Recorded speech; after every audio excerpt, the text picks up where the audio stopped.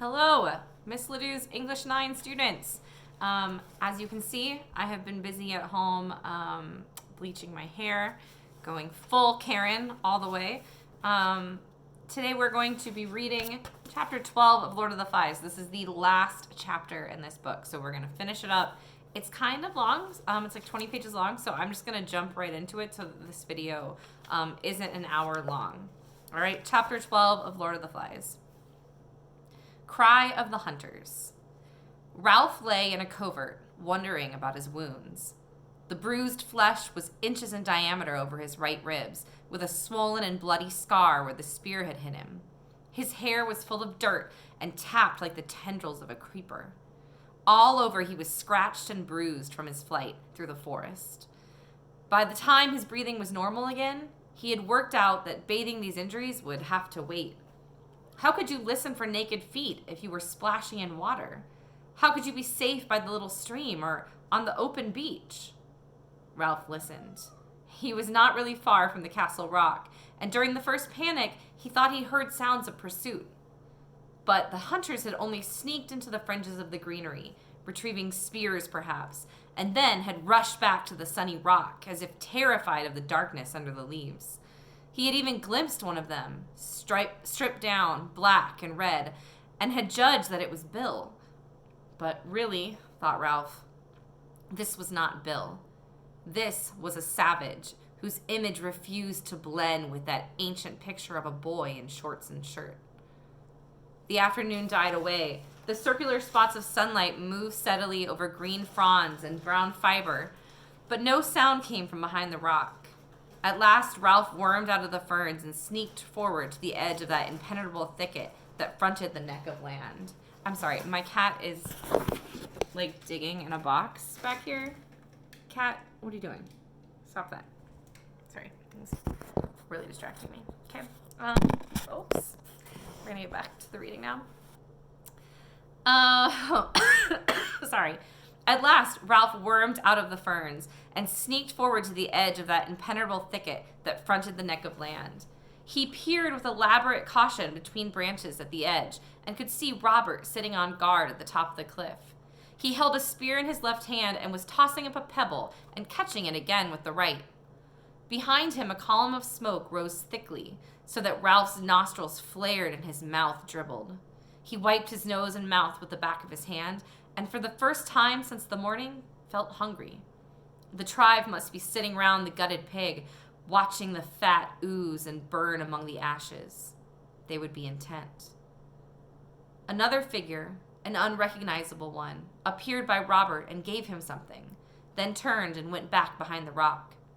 Robert lay his spear on the rock beside him and began to gnaw between his raised hands. So the feast was beginning, and the watchman had been given his portion. Ralph saw that for the time being, he was safe.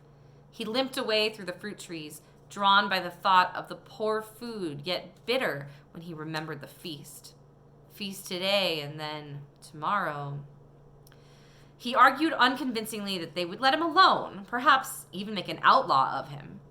But then the fatal unreasoning knowledge came to him again. The breaking of the conch and the deaths of Piggy and Simon lay over the island like a vapor. These painted savages would go further and further. Then there was that indefinable connection between himself and Jack, who therefore would never let him alone, never. He paused, sun-flecked, holding up a bough, prepared to duck under it. A spasm of terror set him shaking, and he cried aloud, "No! They're not as bad as that. It was an accident." He ducked under the bough, ran clumsily, then stopped and listened. He came to the smashed acres of fruit and ate greedily. He saw two little ones and, not having any idea of his own appearance, wondered why they screamed and ran. When he had eaten, he went toward the beach. The sunlight was slanting now into the palms by the wrecked shelter. There was the platform and the pool. The best thing to do was to ignore this leaden feeling about the heart and rely on their common sense, their daylight sanity. Now that the tribe had eaten, the thing to do was try again. And anyway, he couldn't stay here all night in an empty shelter by the deserted platform. His flesh crept and he shivered in the evening sun. No fire, No smoke, no rescue. He turned and limped away through the forest towards Jack's end of the island. The slanting sticks of sunlight were lost among the branches. At length, he came to a clearing in the forest where rock prevented vegetation from growing. Now it was a pool of shadows, and Ralph nearly flung himself behind a tree when he saw something standing in the center. But then he saw that the white face was bone, and that the pig's skull grinned at him from the top of a stick. He walked slowly into the middle of the clearing and looked steadily at the skull that gleamed as white as ever as the conch had done, and seemed to jeer at him cynically. An inquisitive ant was busy in one side of the eye socket, but otherwise, the thing was lifeless. Or was it? Little prickles of sensation ran up and down his back. He stood, the skull about on a level with his face, and held up his hair with 2 hands. The teeth grinned. The empty socket seemed to hold his gaze masterfully and without effort. What was it? The skull regarded Ralph like one who knows all the answers and won't tell. A sick fear and rage swept him. Fiercely, he hit out at the filthy thing in front of him that bobbed like a toy and came back, still grinning into his face, so that he lashed out and cried out in loathing. Then he was licking his bruised knuckles and looking at the bare stick, while the skull lay in 2 pieces, its grin now 6 feet across. He wrenched the quivering stick from the crack and held it as a spear between him and the white pieces. Then he backed away, keeping his face to the skull that lay grinning at the sky. When the green glow had gone from the horizon and night was fully accomplished, Ralph came again to the thicket in front of the castle rock. Peeping through, he could see that the height was still occupied, and whoever it was up there, had a spear at the ready. He knelt among the shadows and felt his isolation bitterly. They were savages, it was true, but they were human, and the ambushing fears of the deep night were coming on. Ralph moaned faintly. Tired though he was, he could not relax and fall into a well of sleep for fear of the tribe. Might it not be possible to walk boldly into the fort, say, "I've got Pax," laugh lightly, and sleep among the others? So Pax, guys, is Latin for peace. So it's like an expression to be like, I come in peace. Pretend they were still boys, schoolboys who had said, "Sir, yes, sir," and worn caps? Daylight might have answered yes, but darkness and the horrors of death said no. Lying there in the darkness, he knew he was an outcast. "'Cause I had some sense." He rubbed his cheek along his forearm, smelling the acrid scent of salt and sweat and the staleness of dirt. Over to the left, the waves of ocean were breathing, sucking down, then boiling back over the rock. There were sounds coming from behind the castle rock. Listening carefully, detaching his mind from the swing of the sea, Ralph could make out a familiar rhythm.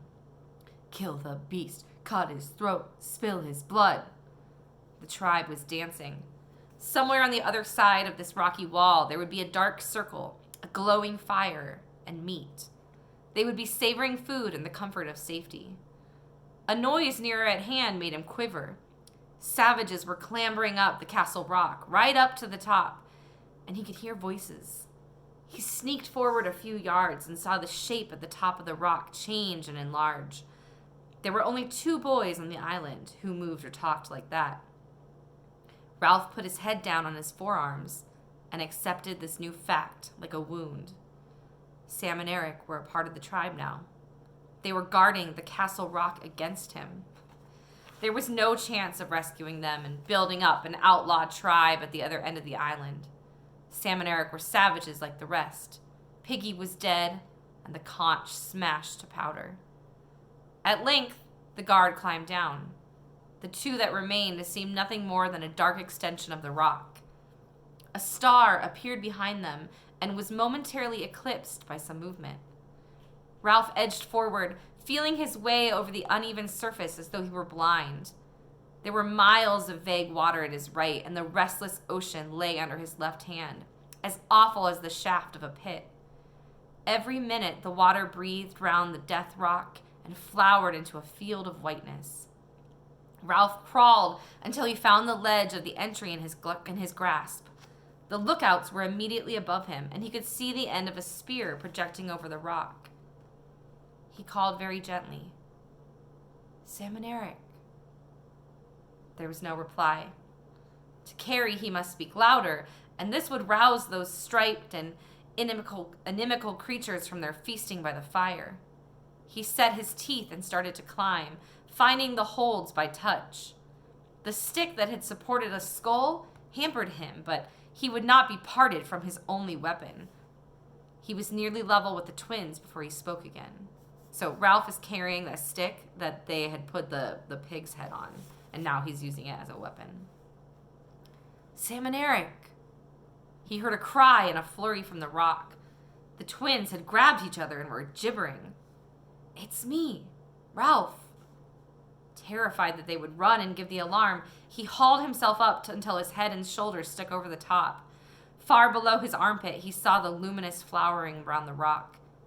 "It's only me, Ralph." At length, they bent forward and peered into his face. "We thought it was. We didn't know what it was. We thought..." Memory of their new and shameful loyalty came to them. Eric was silent, but Sam tried to do his duty. "You've got to go, Ralph. You go away now." He wagged his spear and essayed fierceness. "You shove off, see?" Eric nodded agreement and jabbed his spear in the air. Ralph leaned on his arms and did not go. "I came to see you two." His voice was thick. His throat was hurting him now, though it had received no wound. "I came to see you two..." Words could not express the dull pain of these things. He fell silent while the vivid stars were spilt and danced all ways. Sam shifted uneasily. "Honest, Ralph, you better go." Ralph looked up again. "You two aren't painted. How can you... If it were light, shame would burn them at admitting these things." But the night was dark. Eric took up, and then the twins started their antiphonal speech. "You gotta go because it's not safe. They made us. They hurt us." "Who? Jack?" "Oh, no." They bent to him and lowered their voices. "Push off, Ralph. It's a tribe. They made us. We couldn't help it." When Ralph spoke again, his voice was low and seemed breathless. "What have I done? I liked him, and I wanted us to be rescued." Again, the stars spilled about the sky. Eric shook his head earnestly. "Listen, Ralph, never mind what's sense. That's gone. Never mind about the chief. You gotta go for your own good. The chief and Roger. Yes, Roger. They hate you, Ralph. They're gonna do you. They're gonna hunt you tomorrow." "But why?" "I don't know. And Ralph, Jack, the chief, says it'll be dangerous. And we've got to be careful and throw our spears like at a pig. We're going to spread out in a line across the island. We're going to go forward from this end until we find you. We've got to give signals like this." Eric raised his head and achieved a faint ululation by beating on his open mouth. Like that. Then he glanced behind him nervously. "Like that. Only louder, of course." "But I've done nothing," whispered Ralph urgently. "I only wanted to keep up a fire." He paused for a moment, thinking miserably of the morrow. A matter of overwhelming importance occurred to him. "What are you..." He could not bring himself to be specific at first, but then fear and loneliness goaded him. "When they find me, what are they going to do?" The twins were silent. Beneath him, the death rock flowered again. "What are they... Oh, God, I'm hungry." The towering rock seemed to sway under him. "Well, what?" The twins answered his question indirectly. "You gotta go now, Ralph. For your own good. Keep away as far as you can." "Won't you come with me? 3 of us, we'd stand a chance." After a moment's silence, Sam spoke in a strangled voice. "You don't know Roger. He's a terror. And the chief, they're both Terrors? Only Roger. Both boys froze. Someone was climbing toward them from the tribe. He's coming to see if we're keeping watch. Quick, Ralph! As he prepared to let himself down the cliff, Ralph snatched at the last possible advantage to be wrung out of this meeting. I'll lie up close in that thicket down there, he whispered, so keep them away from it. They'll never think to look so close. The footsteps were still some distance away. Sam, I'm going to be all right, aren't I? The twins were silent again. Here, said Sam suddenly, take this. Ralph felt a chunk of meat pushed against him and grabbed it. But what are you going to do when you catch me? Silence above. He sounded silly to himself. He lowered himself down the rock. What are you going to do? From the top of the towering rock came the incomprehensible reply. Roger sharpened a stick at both ends. Roger sharpened a stick at both ends. Ralph tried to attach a meaning to this, but could not. He used all the bad words he could think of in a fit of temper that passed into yawning. How long could you go without sleep? He yearned for a bed and sheets, but only the whiteness here was the slow spilt milk, luminous round the rock 40 feet below where Piggy had fallen. Piggy was everywhere, was on this neck, was become terrible in darkness and death. If Piggy were to come back now out of the water with his empty head, Ralph whimpered and yawned like a little one. The stick in his hand became a crutch on which he reeled. Then he tensed again. There were voices raised on the top of Castle Rock. Sam and Eric were arguing with someone, but the ferns and the grass were near. That was the place to be in, hidden, and next to the thicket that would serve for tomorrow's hideout. Here, and his hands touched grass, was a place to be in for the night, not far from the tribe, so that if the horrors of the supernatural emerged, one could at least mix with humans for the time being, even if it meant... What did it mean? A stick sharpened at both ends.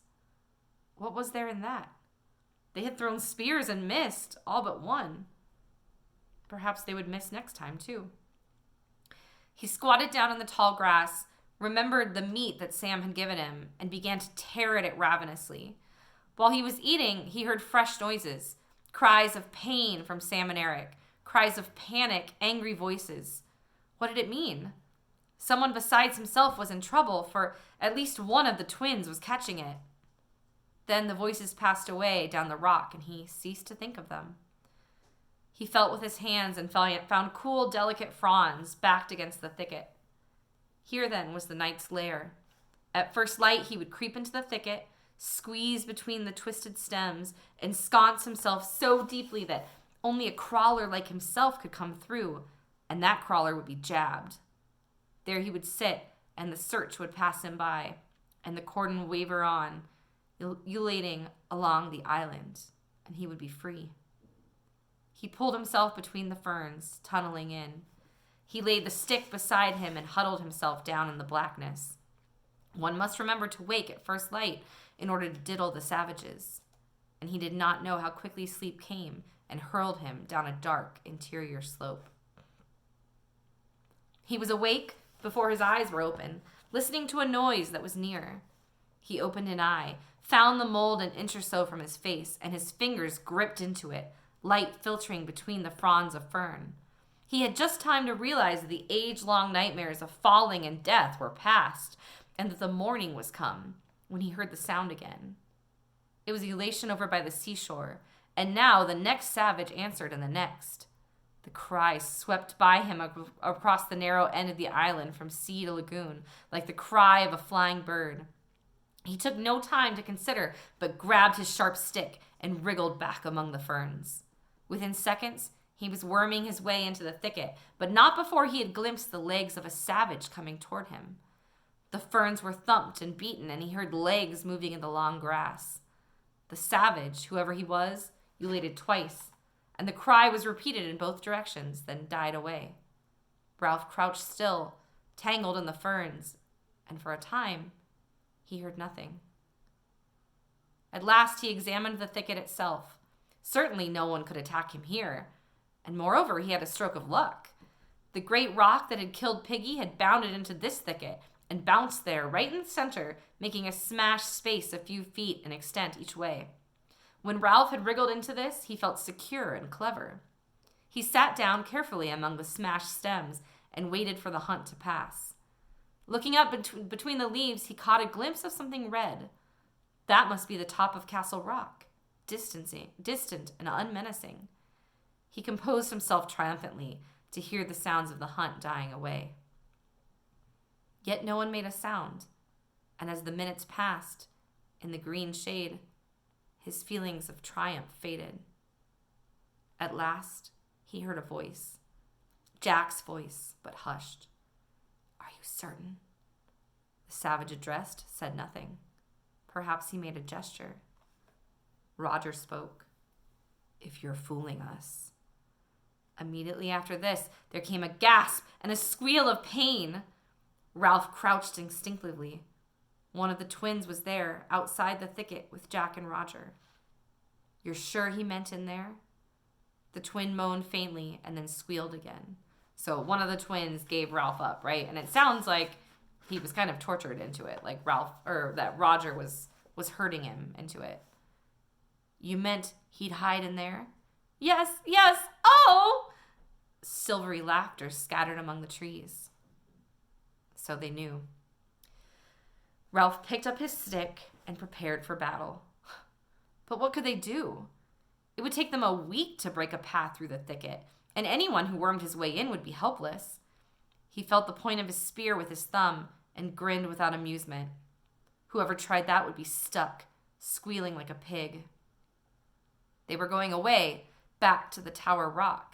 He could hear feet moving, and then someone sniggered.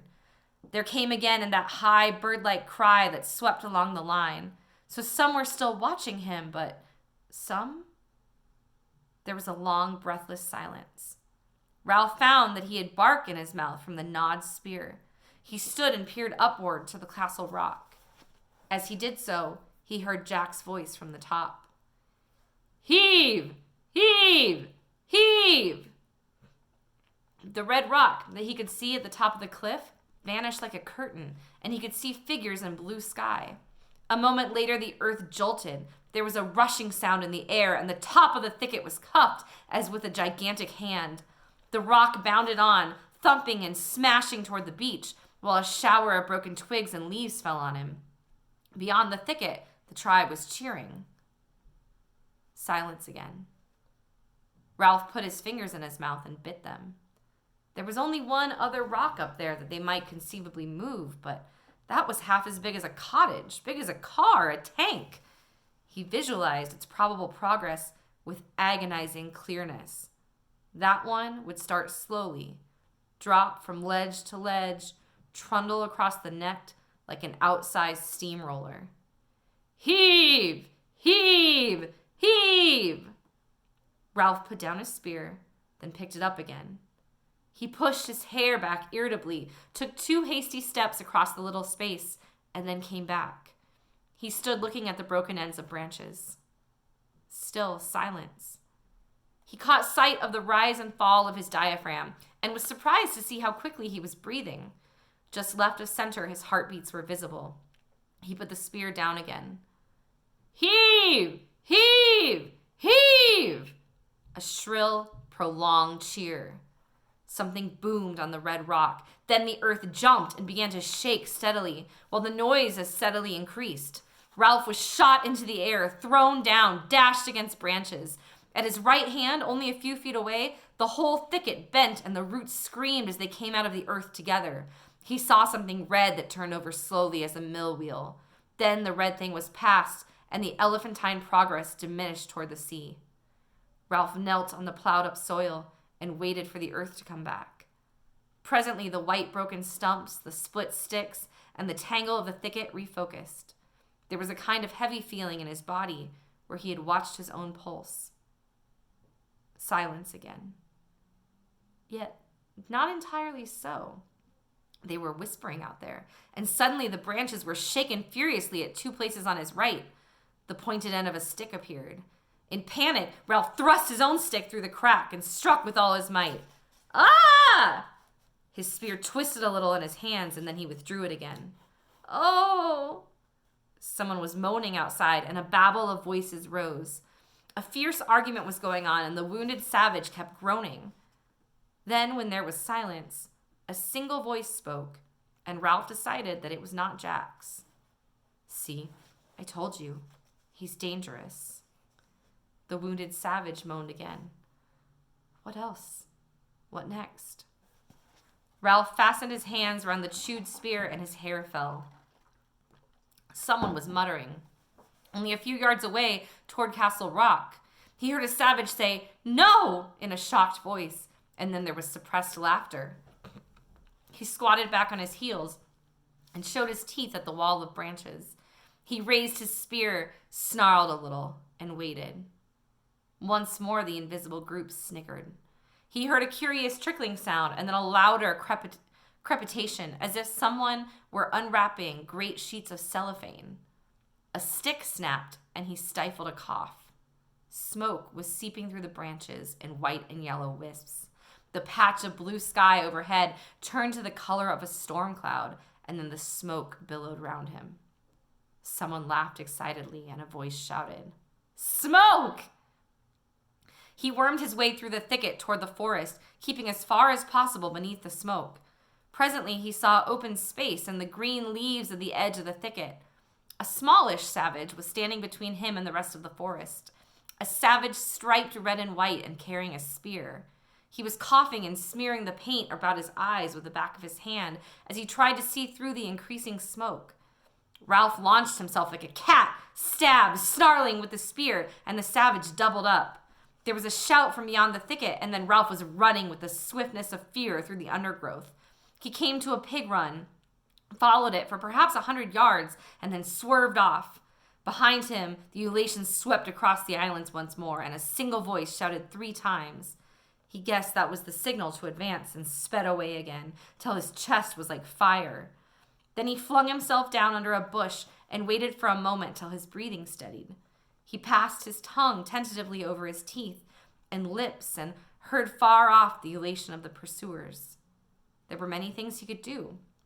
He could climb a tree, but that was putting all of his eggs in one basket. If he were detected, they had nothing more difficult to do than wait.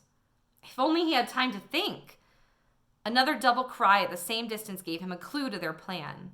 Any savage balked in the forest would utter the double shout and hold up the line till he was free again. That way they might hope to keep the cordon unbroken right across the island. Ralph thought of the boar that had broken through them with such ease. If necessary, when the chase came too close, he could charge the cordon while it was still thin, burst through and run back. But run back where? Oops, I lost my place. Here we go. The cordon would turn and sweep again. Sooner or later, he would have to sleep or eat, and then he would awaken with hands clawing at him, and the hunt would become a running down. What was to be done then? The tree? Burst the line like a boar? Either way, the choice was terrible. A single cry quickened his heartbeat, and leaping up, he dashed away toward the ocean side and the thick jungle till he was hung up among creepers. He stayed there for a moment with his calves quivering. If only one could have quiet, a long pause, a time to think. And there again, shrill and inevitable, was the elation sweeping across the island. At that sound, he shied like a horse among the creepers and ran once more till he was panting. He flung himself down by some ferns. The tree or the charge? He mastered his breathing for a moment, wiped his mouth, and told himself to be calm. Sam and Eric were somewhere in that line and hating it. Or were they? And supposing instead of them, he met the chief or Roger, who carried death in his hands. Ralph pushed back his tangled hair and wiped the sweat out of his best eye. He spoke aloud. Think. What was the sensible thing to do? There was no piggy to talk sense. There was no solemn assembly for debate, nor the dignity of the conch. Think. Most, he was beginning to dread the curtain that might waver in his brain, blacking out the sense of danger, making a simpleton of him. A third idea would be to hide so well that the advancing line would pass without discovering him. He jerked his head off the ground and listened. There was another noise to attend to now, a deep, grumbling noise, as though the forest itself were angry with him. A somber noise across which the ululations were scribbled excruciatingly as on slate.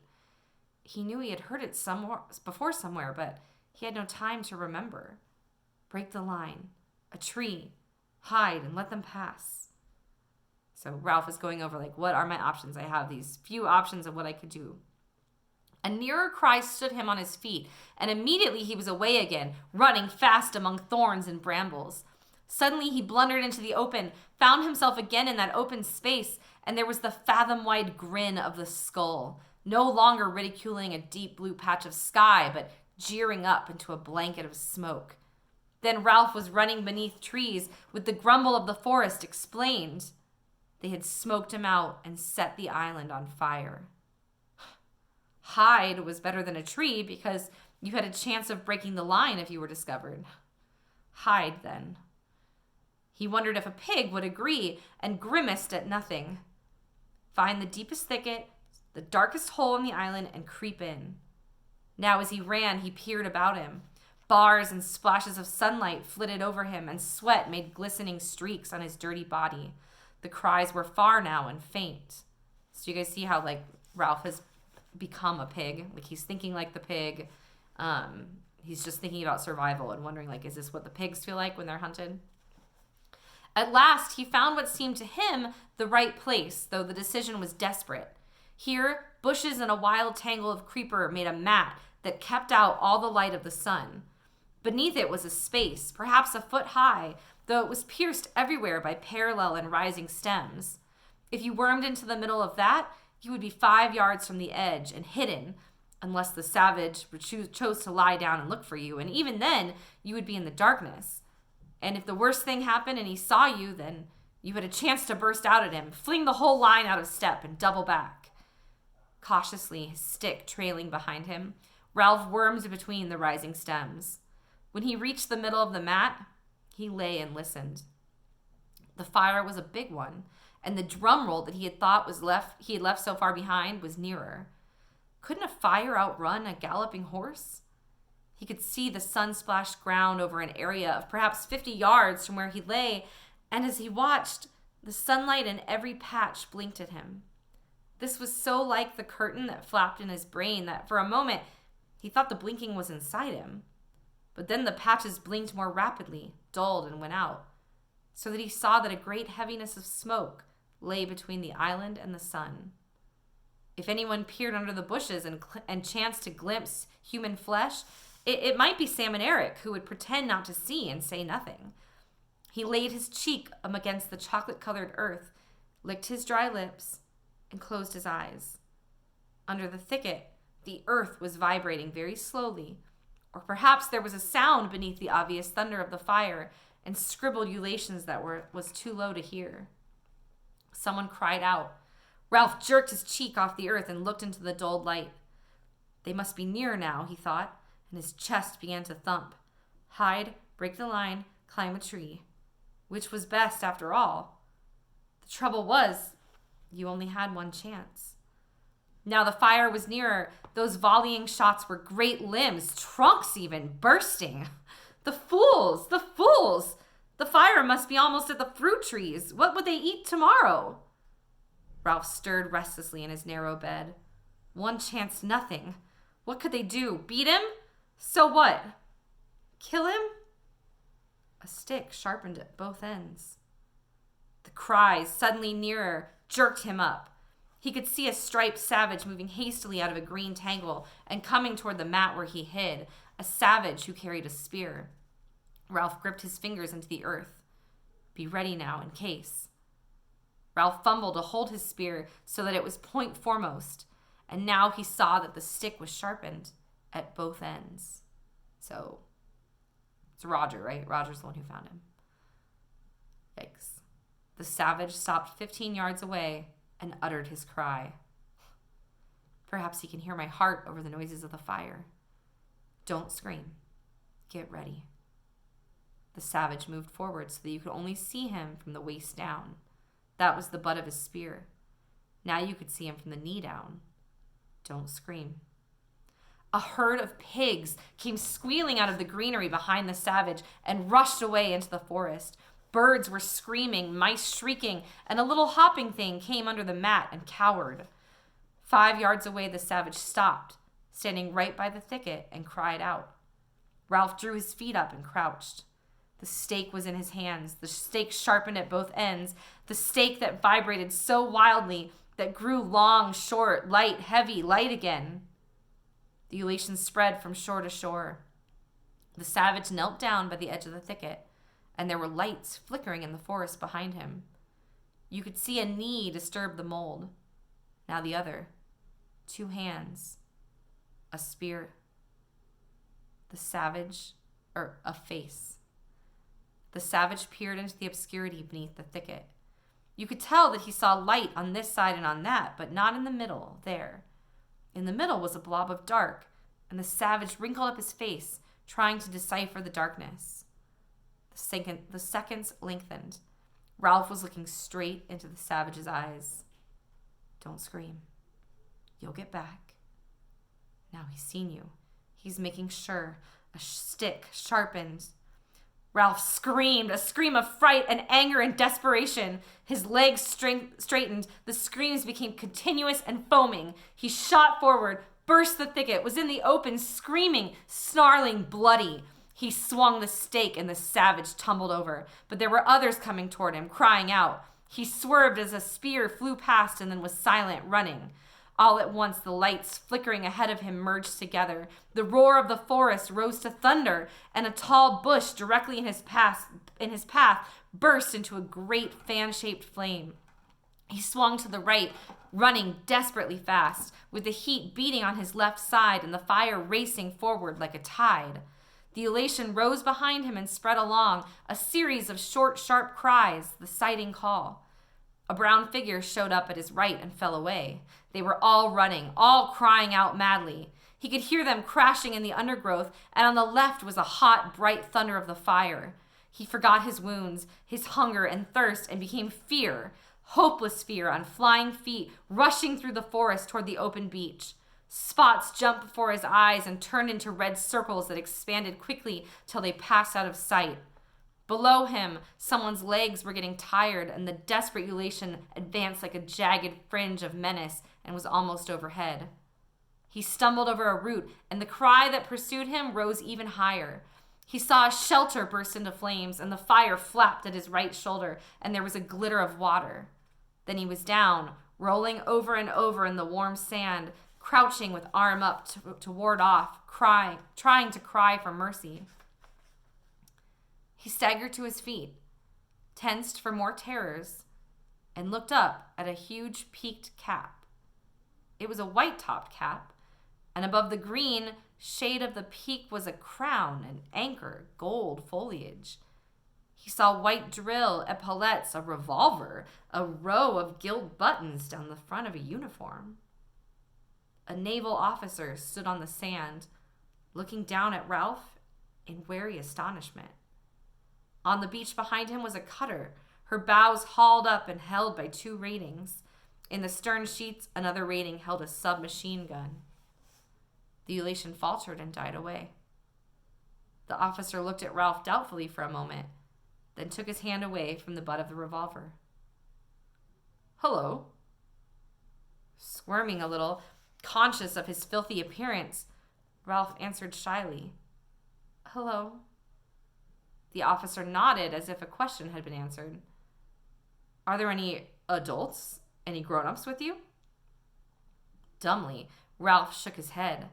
He turned a half pace on the sand. A semicircle of little boys, their bodies streaked with colored clay, sharp sticks in their hands, were standing on the beach, making no noise at all. "Fun and games," said the officer. The fire reached the coconut palms by the beach and swallowed them noisily. A flame, seemingly detached, swung like an acrobat and licked up the palm heads on the platform. The sky was black. The officer grinned cheerfully at Ralph. "We saw your smoke. What have you been doing? Having a war or something?" Ralph nodded. The officer inspected the little scarecrow in front of him.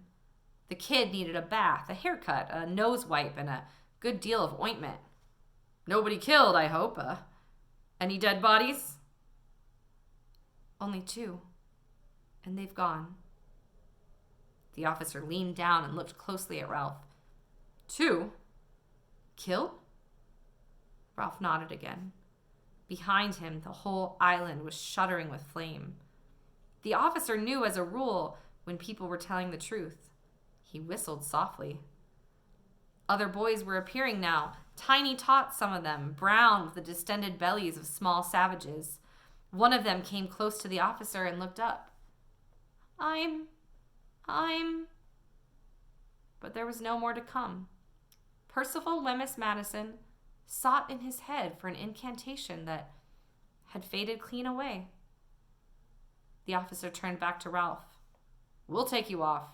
How many of you are there? Ralph shook his head. The officer looked past him to the group of painted boys. Who's boss here? I am, said Ralph loudly. A little boy who wore the remains of an extraordinary black cap on his red hair and who carried the remains of a pair of spectacles at his waist started forward, then changed his mind and stood still. We saw your smoke, and you don't know how many of there you are? No, sir. I should have thought, said the officer as he visualized the search before him.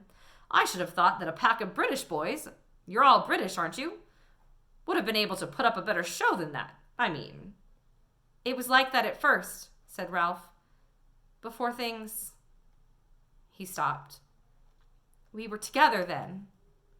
The officer nodded helpfully. I know. Jolly good show. Like the Coral Islands. Ralph looked at him dumbly. For a moment, he had a fleeting picture of the strange glamour that had once invested the beaches. But the island was scorched up like dead wood. Simon was dead, and Jack had... The tears began to flow, and sobs shook him. He gave himself up to them now for the first time on the island, great, shuddering spasms of grief that seemed to wrench his whole body.